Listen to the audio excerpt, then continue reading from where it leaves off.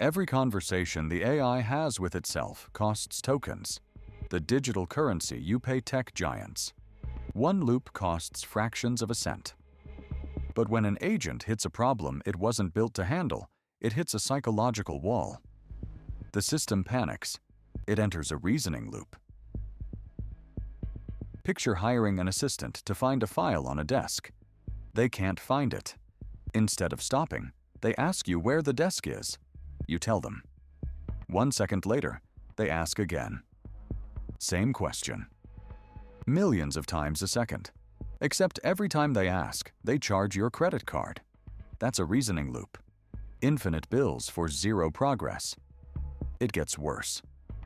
Link multiple AI agents together to collaborate, and the inefficiency explodes.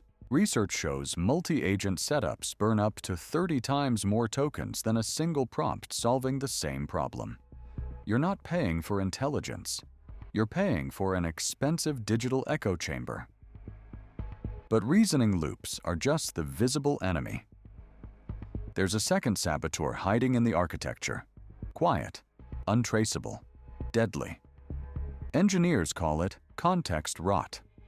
When an agent starts its day, its memory is clean. It remembers your commands, your boundaries, its budget. But every action gets shoved into its context window.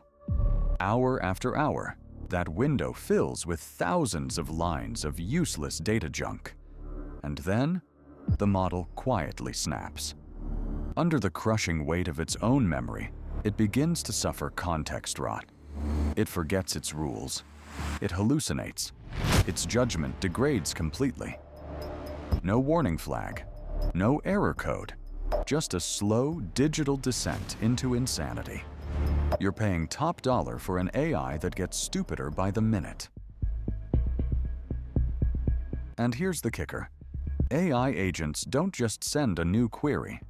They resend the entire conversation history and every tool output with every single turn.